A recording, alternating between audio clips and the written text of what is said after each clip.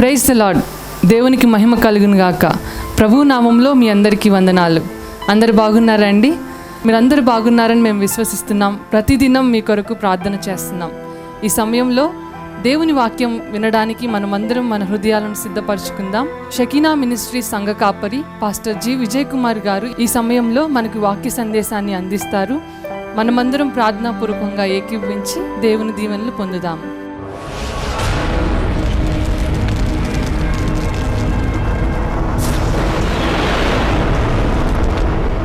యెహెజ్కేలు గ్రంథంలో 28వ అధ్యాయం 13వ వచనం నుండి చదువుకుందాం. దేవుని తోటయగు ఏదెనులో నీ ఉంటివి, మాణిక్యము, గోమేధికము, సూర్యకాంతమణి, రక్తవర్ణపు రాయి, సులిమాని రాయి, మరకతము, నీలము, పద్మరాగము, మాణిక్యము అను అమూల్య రత్నములతోనూ బంగారముతోనూ నీవు అలంకరింపబడి ఉన్నావు. నీవు నియమింపబడిన దినమున పిల్లన గురువులు వాయించువారును నీకు సిద్ధమైరి. అభిషేకము నొందిన కెరూబు అయి ఒక ఆశ్రయముగా నీ ఉంటివి. అందుకే నేను నిన్ను నియమించి తిని దేవునికి ప్రతిష్ఠింపబడిన పర్వతం మీద నీ ఉంటివి. కాలుచున్న రాళ్ల మధ్యను నీవు సంచరించుచుంటివి. దేవుడి వాక్య భాగము మన వినికిడిలో ఆశీర్వదించును గాక. ఆమేన్. ఈ మాటలు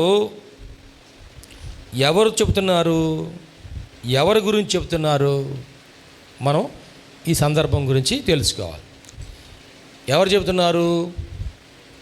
ఎవరి గురించి చెప్తున్నారు? పై వచనాల్లో ఈ పారాగ్రాఫ్ ప్రారంభమైన దగ్గర మనం చూస్తే 11వ వచనంలో ప్రారంభమైంది. అవునా?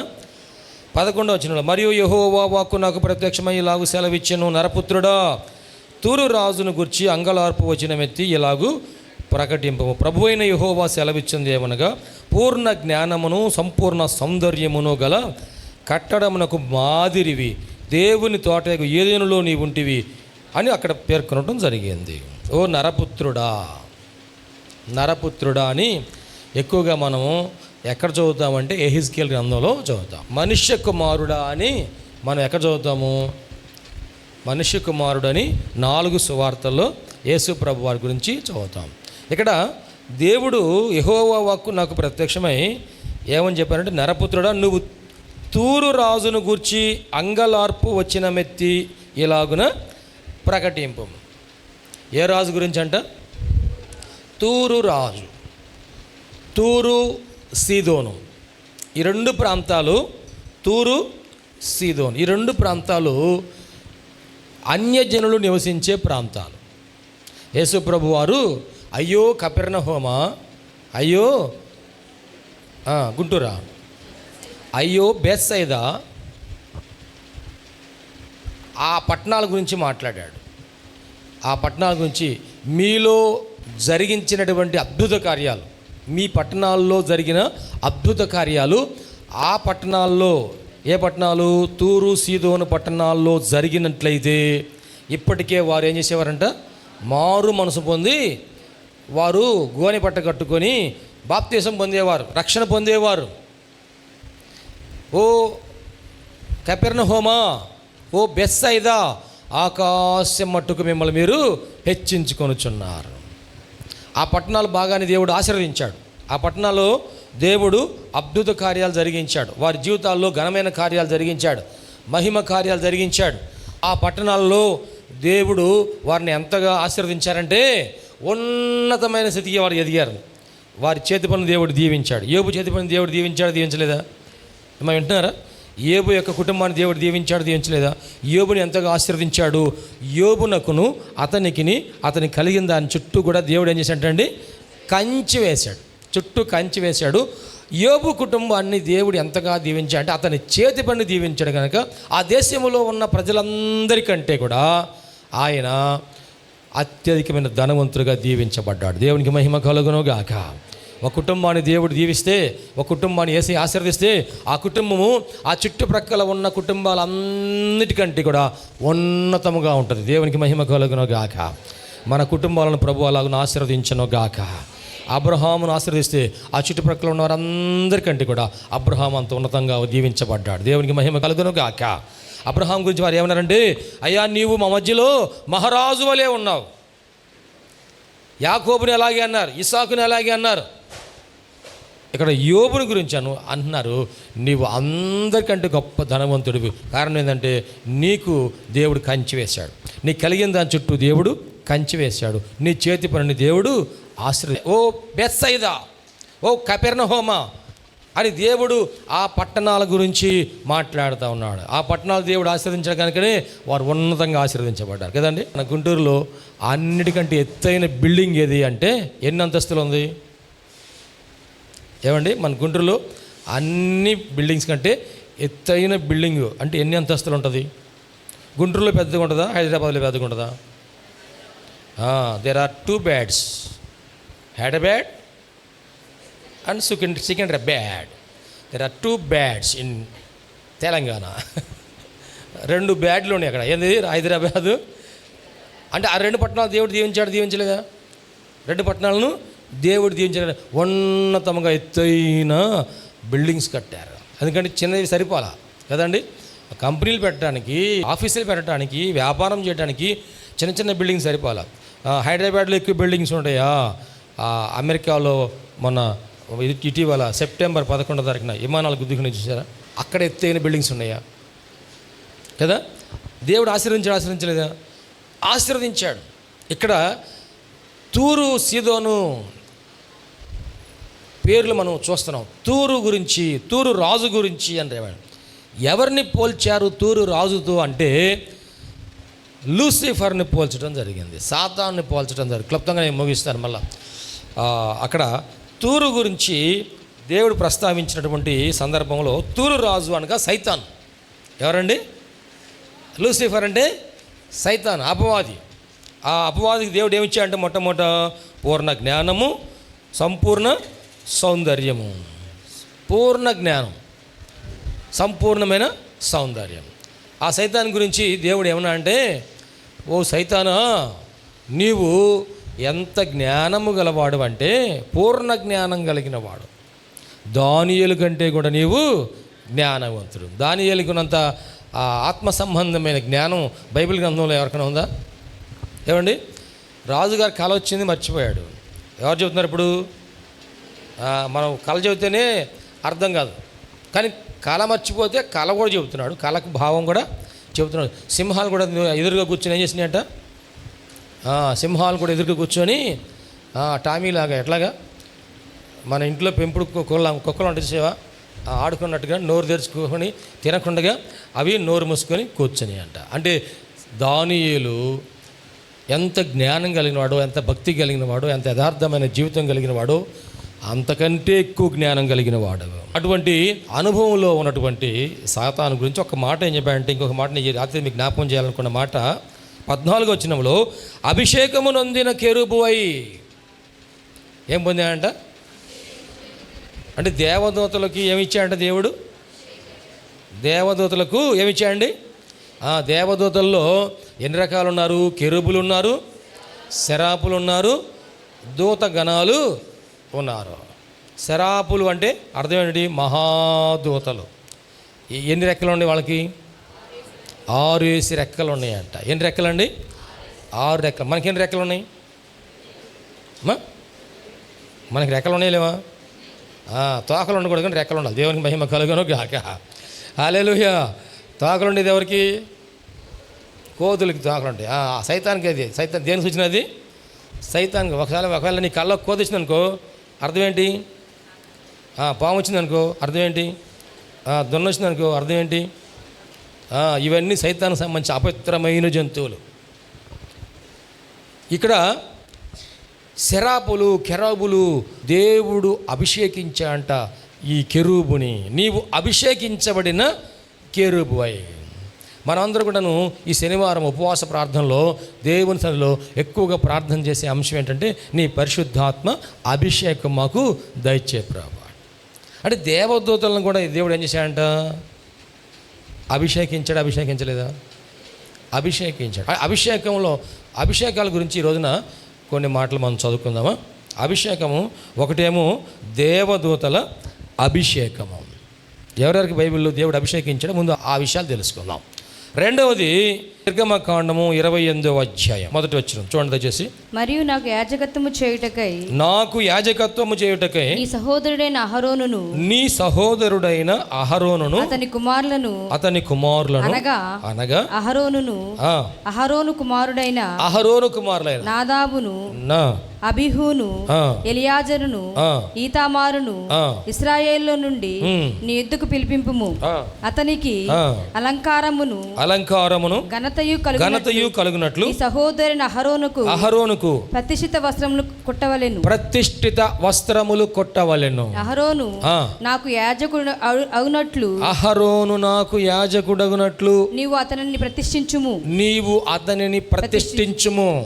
అతని వస్త్రములను కుట్టుటకై నేను జ్ఞానముతో నింపిన వివేక హృదయులందరికీ ఆజ్ఞయము. చాలను. ఇక్కడ ఏమి చేయమంటున్నాడే అంటే వారిని నా కొరకు ప్రతిష్ఠించుము. ఈ 28వ అధ్యాయంలో ఏం చేయమన్నాడంటే వారిని ప్రతిష్ఠించాలి, అలాగనే వారిని అభిషేకించాలి. వారిని ఏం చేయాలండి? అభిషేకించాలి. ఎలాగ అభిషేకించాలంటే ప్రతిష్టాభిషేక తైలముతో వారిని అభిషేకించాలి. అభిషేకించాలంటే మొట్టమొదటి ఏం చేయమన్నాడు? వారికి స్నానం చేయించాలి. ఆ తర్వాత అలంకారము ఘనతయు కలిగినట్లుగా వారికి ఆ ప్రతిష్ఠిత వస్త్రాలు రెడీ చేయాలి.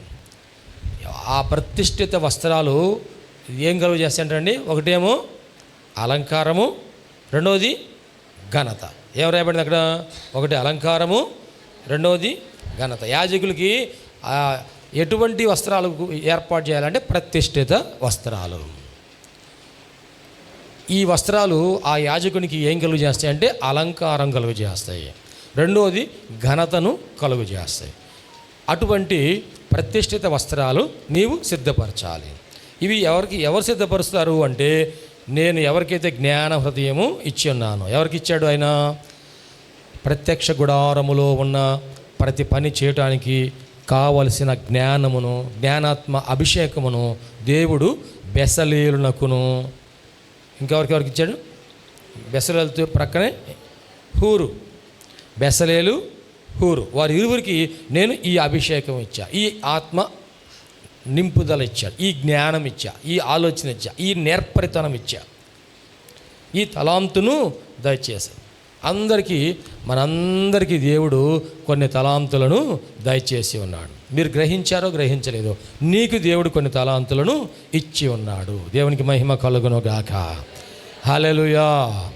చూడండి, మనము కొన్ని పనులు చక్కగా చేయగలం. ఎంత చక్కగా అంటే మనం చేసినంత చక్కగా ఇంకెవరు చేయలేకపోవచ్చు.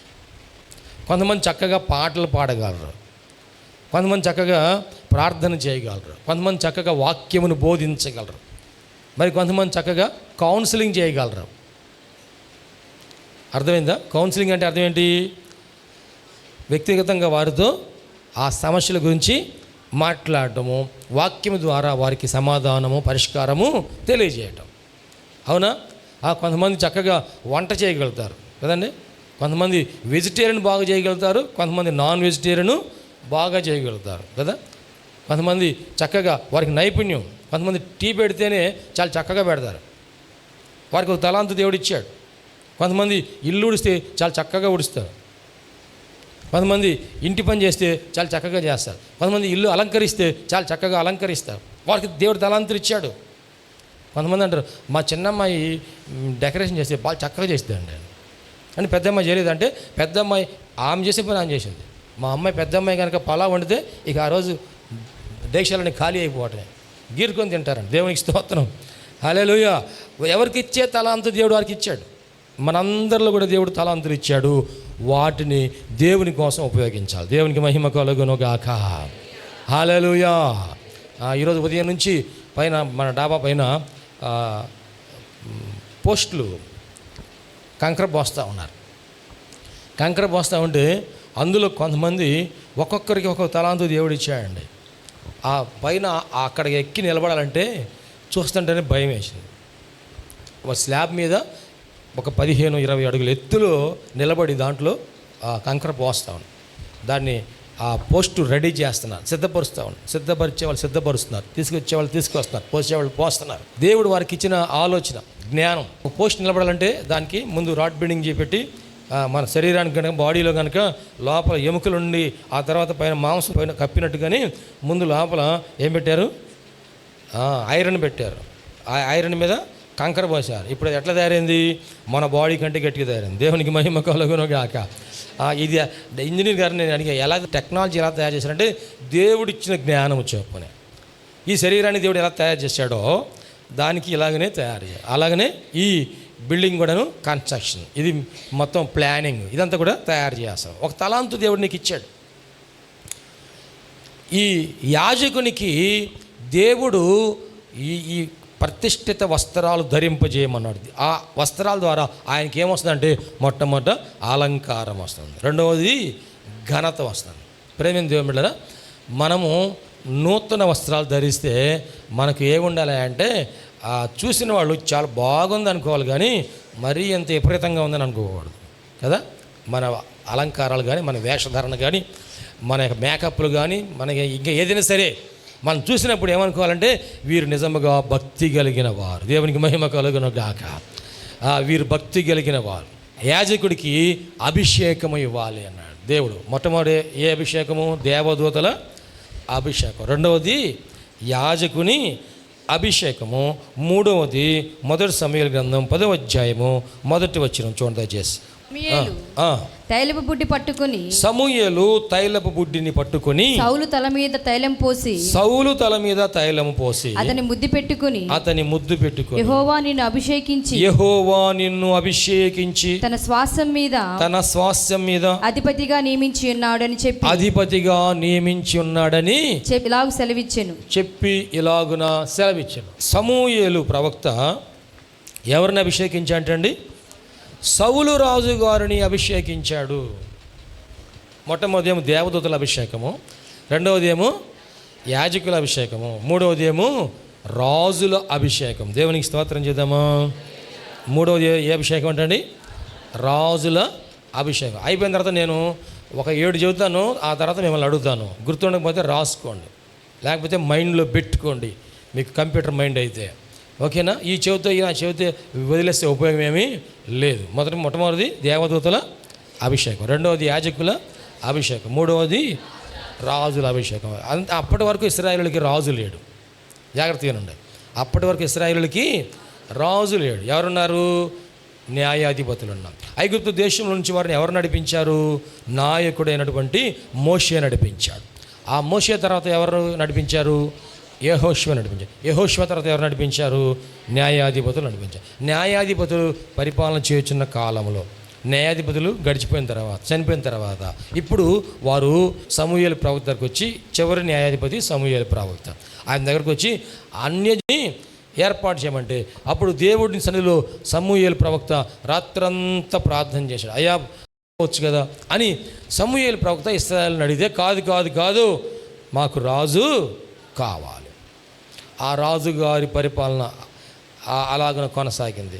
ఆ తర్వాత 40 సంవత్సరాలు సౌలు రాజు గారి పరిపాలన తర్వాత దేవుడు దావీదు గారిని కోరుకున్నాడు. తర్వాత దావీదు గారి తర్వాత సొలొమోను రాజు గారిని, రెహబాముని యూదా గోత్రానికి రాజుగా ఏర్పాటు చేశారు.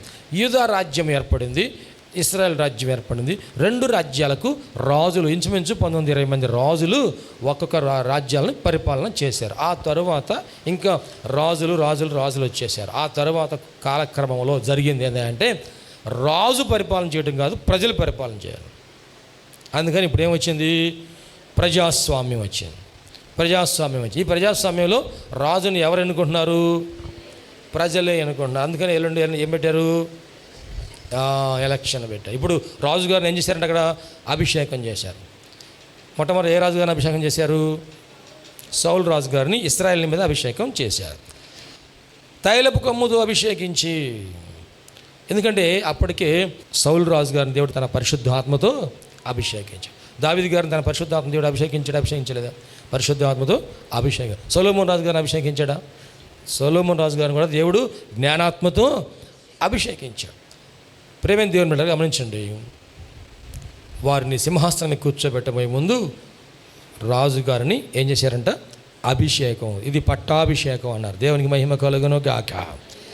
దీన్ని ఏమంటారండి? పట్టాభిషేకం, రాజుగారి పట్టాభిషేకము. ఇది ఆ దినం నుండి ప్రారంభమైంది.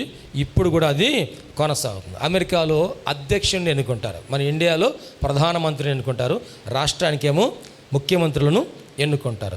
అమెరికాలోనంట అధ్యక్షుడిని ఎన్నుకున్నప్పుడు ఆ అధ్యక్షుడు ఎలాగన ప్రమాణం చేస్తాడంటే బైబిల్ మీద పెట్టి ప్రమాణం చేస్తాడంట. దేవునికి మహిమ కలుగునుగాక. దైవజనులను తీసుకొచ్చి అక్కడ అభిషేక కార్యక్రమాన్ని, పట్టాభిషేకము లేకపోతే ప్రమాణ స్వీకారము ఏర్పాటు చేస్తారు. మనకి ఇక్కడ ఏం చేస్తారు? మన భారతదేశంలో ప్రధానమంత్రి కానీ ముఖ్యమంత్రి కానీ ఎన్ని సంవత్సరాలకి? వీళ్ళు ఈ రాజులు 5 సంవత్సరాలే. సౌలు రాజు గారు ఎన్ని సంవత్సరాలు? 40 సంవత్సరాలు. దావీదు గారు 40 సంవత్సరాలు. సొలొమోన్ రాజు గారు 40 సంవత్సరాలు. దాదాపు ఒక తరం అంతా కూడాను వారి పరిపాలన కాలము చూస్తూ ఉన్నా. ప్రేమ దేవుడరా, మొట్టమొదట ఏ అభిషేకం చెప్పాము? దేవదూతల అభిషేకం. రెండవది యాజకుల అభిషేకం. మూడవది రాజుల అభిషేకం. ఇక్కడ కూర్చున్న వాళ్ళు ఎవరినైనా ఒకరిని దేవుడు రాజుగా అభిషేకించను గాక. రాజుగా అంటే రాబోయే తరంలో కాబోయే కార్పొరేటర్ కావచ్చు, ఏమండి? కార్పొరేటర్ గారు కూడా ప్రమాణం చేస్తారు కదా. అట్లాగే మీరు కూడా కార్పొరేటర్గా ఎవరన్నా ప్రమాణ స్వీకారం, పట్టాభిషేకము పొందవచ్చు. లేక మేయర్గా పొందవచ్చు, లేకపోతే ఎమ్మెల్యేగా పొందవచ్చు, లేకపోతే ఎంపీగా పొందవచ్చు, లేకపోతే ముఖ్యమంత్రిగా, లేకపోతే ఇంకొక మినిస్టర్గా మీరు పొందవచ్చు. రాజుల అభిషేకం తర్వాత ఇంకొక మాట మీకు జ్ఞాపకం చేస్తాను. నన్ను మొదటి రాజుల గ్రంథం 19వ అధ్యాయం 15వ వచనం. మొదటి రాజుల గ్రంథం 19వ అధ్యాయం 15వ వచనం. అప్పుడు యెహోవా అతనికి సెలవిచ్చినది ఏమనగా నీవు మరలి అరణ్య మార్గమున దమస్కునకు పోయి దానిలో ప్రవేశించి సిరియా దేశం మీద హజాయేలును పట్టాభిషేకము చేయుము.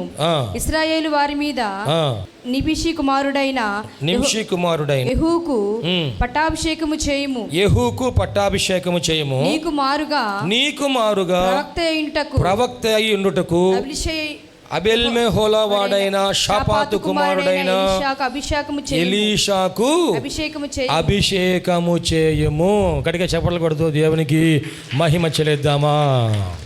రాజుల అభిషేకం తర్వాత ఇక్కడ ప్రవక్తల అభిషేకము. దేవునికి మహిమ కలుగును గాక. ప్రవక్తల అభిషేకము. ఏలియాదు దేవుడు అంటున్నాడు, నీకు మారుగా, నీ తర్వాత నీకు బదులుగా ఇశ్రాయేలులకు ప్రవక్తగా ఉండటానికి ఎలీషాకు అభిషేకము నువ్వు చేయము. దేవునికి మహిమ కలుగును గాక. ఈ అభిషేకం మనందరికి కావాలి. దేవునికి స్తోత్రం అండి. మీరందరూ రాజులు కాకపోయినా కానీ మీరందరూ ప్రవక్తలు కావాలి. దేవునికి మహిమ కలుగును గాక. ఇంటికి ఒక ప్రవక్త ఉన్న ఇబ్బంది ఏం లేదు. దేవునికి స్తోత్రం అండి. మన ప్రతి ఒక్కరూ రాజులైన యాజక సమూహం. మన మధ్యకి ప్రవక్తలు వస్తున్నారు కదా, దైవజనులు. కేరళ నుంచి ప్రాఫెట్ టిజో థామస్ గారు, ప్రాఫెట్ నిజు మ్యాథ్యూస్ గారు కదండి ప్రవక్తలు. ఆ సంఘములో ప్రవక్తలను దేవుడు చాలామందిని లేవనెత్తాడు. అటువంటి కృప మన అందరికి దయచేయను గాక. ఆమేన్. అక్కడ ఆయన టిజో థామస్ గారు దైవజనులు వారి యొక్క కుమారుడు, చిన్నపిల్లవాడు, 7 సంవత్సరాల పిల్లవాడు. ఆ అబ్బాయి ప్రవచనం తెలియజేస్తున్నాడు. ప్రవక్తలు ఏం చేస్తారండి? ప్రవక్తలు అభిషేకించబడిన వారు ఏం తెలియజేస్తారంటే అండి, ప్రవచనములు తెలియజేస్తారు. ఆ చిన్నపిల్లవాడు ప్రవచనం తెలియజేస్తున్నాడు. ఇదిగో ఇక్కడ ఒక సహోదరి, దేవుడు నిన్ను గర్భఫలంతో దీవిస్తున్నాడు అని ఆ చిన్నపిల్లవాడు ప్రవచనం తెలియజేశాడు. ఆ ప్రవచనం ఎవరికి తెలియజేశారో ఆ వ్యక్తిని అతను గుర్తుపెట్టి, ఇదిగో నీకు దేవుడు ఇస్తున్నాడమ్మా అని తెలియజేస్తున్నాడు. చిన్నపిల్లవాడు అంటే అంత్యదినంలో అందరిపైన ఆత్మను కుమ్మరేసి, అందరిపైన. ఈరోజు మనం తెలుసుకున్న ఈ అభిషేకాలు ఎవరి గురించి అంటే, ఒకటి మొట్టమొదటి దేవదూతల అభిషేకం, రెండవది యాజకుల అభిషేకం, మూడవది రాజుల అభిషేకం, నాలుగవది ప్రవక్తల అభిషేకము. ఈ అభిషేకము ఏలియా పొందిన ఆ అభిషేకం కంటే రెట్టింపు అభిషేకమును ఎలీషా పొందటానికి దేవుడు కృప ఇచ్చినందుకు దేవునికి మహిమ కలుగును గాక. ఏలియా పొందిన దానికి రెట్టింపు ఎలీషా పొందితే, మనం ఒకవేళ ఎలీషా శిష్యులమైతే ఒకవేళ మనం ఎలీషా గారి శిష్యులమైతే ఎలీషా పొందిన అభిషేకం కంటే రెట్టింపు దేవుడు మనకు దయచేయను గాక. ఆమేన్. ఒకవేళ యేసు ప్రభు వారు ఎవరు? ఆయన ప్రవక్త, ఆయన అపోస్తలుడు, ఆయన ప్రధాన యాజకుడు, అన్నీ ఆయన. దేవునికి మహిమ కలుగును గాక. ఆయన శిష్యులమైన మనము అంతకంటే ఇంకా రెట్టింపు అభిషేకం పొందాలని దేవుడు కోరుకుంటున్నాడు. దేవునికి స్తోత్రం. నా యందు విశ్వాసం ఉంచిన వారు నాకంటే గొప్ప కార్యాలు చేస్తారని ప్రభువు చెప్పిన మాట ఇదే అర్థం. దేవునికి మహిమ కలుగును గాక. ప్రవక్తల అభిషేకము దేవుడు మనకు దయచేయను గాక.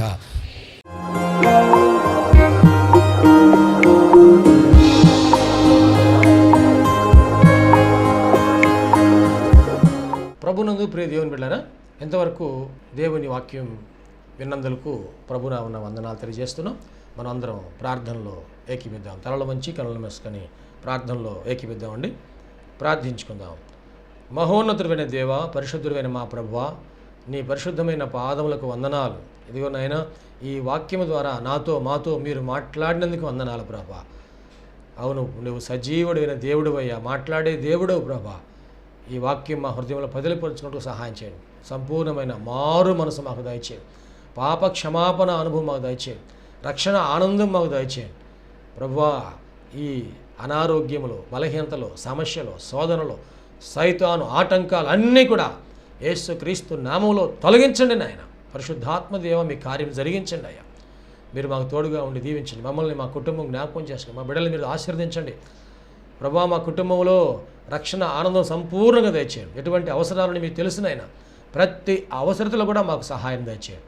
అన్ని విషయాలు కూడా మీరు దీవించండి. ఈ టీవీ ప్రోగ్రాం చూసిన ప్రతి ఒక్కరిని పేరు వరుసన మీరు దీవించి రక్షించి మీరు అక్కడ కొరకు సిద్ధపరచండి. మంచి భవిష్యత్తును వారికి దయచేసి మీ కృపలో మీరు వర్ధలు చేయమని నీకే సమర్పణ చేసుకుంటూ యేసయ్య పరిశుద్ధ నామములో స్తుతించి ప్రార్థించి వేడుకుంటున్నాము తండ్రి. ఆమెన్. తండ్రి, కుమార, పరిశుద్ధాత్మ త్రియేక దేవుని దీవెన తోడుగా నడిపించను గాక. Amen, amen, amen. మీ అందరికీ ప్రభునామన వందనాలు. దేవుడు మిమ్మల్ని దీవించను గాక. ఆమెన్. ప్రభునందు ప్రియమైన సహోదరి సహోదరులందరికీ షకీనా ప్రార్థనా మందిరం తరపున హృదయపూర్వక వందనాలు తెలియజేస్తున్నాం. దేవుని కృప వలన 2012వ సంవత్సరంలో 350 గజముల స్థలంలో ఈ మందిరం నిర్మించుకోవడానికి ప్రభు కృపించారు. 2016వ సంవత్సరంలో నూతన స్థలం 180 గజముల స్థలం తీసుకోవడానికి ప్రభు సహాయం చేశారు.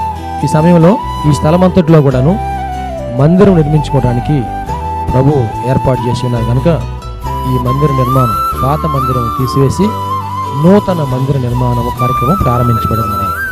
నీ తేజస్సు, నీ ప్రభావం మీ స్థలంలో ఉంచండి ప్రభువా. మేమందరం కలిసి చేతులెత్తి ప్రార్థన చేస్తుండగా నీ మహిమ కార్యము ఈ స్థలంలో జరిగేటట్లు సహాయం చేసి దీవించండి. షకీనా ప్రభువా సహవాసాన్ని మీరు ఆశీర్వదించి నీ కృప చూపించి మహిమకరంగా ఈ కార్యం జరిగించి దీవించము. యేసు క్రీస్తు పరిశుద్ధ నామములో అడిగి వేడుకొనుచున్నాం తండ్రి. ఆమేన్, ఆమేన్. హల్లెలూయా, హల్లెలూయా, హల్లెలూయా. చేసి ఈ మందిర నిర్మాణం కొరకు మీరు అందరూ ప్రార్థన చేయాలని ప్రేరేపించబడిన వారందరూ కూడాను ఈ మందిర నిర్మాణంలో 106 అడుగుల పొడవు, 45 అడుగుల వెడల్పు కలిగిన ఈ స్థలం అంతట్లో మందిర నిర్మాణం స్లాబ్ వేయటం జరుగుతుంది కనుక దయచేసి ప్రేరేపించబడిన వారందరూ కూడా మీ ఆర్థిక సహాయ సహకారాలు అందించి ప్రార్థించి మీరు దీవించబడాలని ప్రభునామమున మనవి చేస్తున్నాం. ఈ స్క్రీన్ మీద చూపించబడుతున్న నంబర్కు మీరు ఫోన్పే కానీ, గూగుల్ పే కానీ, లేక మా అకౌంట్ నెంబర్కి మీరు కానుక పంపించి సహాయం చేయాల్సిందిగా కోరుతున్నాం. లేక మీరు ప్రత్యక్షంగా వచ్చి ఈ మందిర నిర్మాణ కార్యక్రమాన్ని చూసి మీరు కానుక అందించి దీవించబడాలని ప్రభునామమున మనం చేస్తాం. ప్రభు మనందరికీ తోడుగా ఉండి ఆశీర్వదించును గాక. ఆమేన్.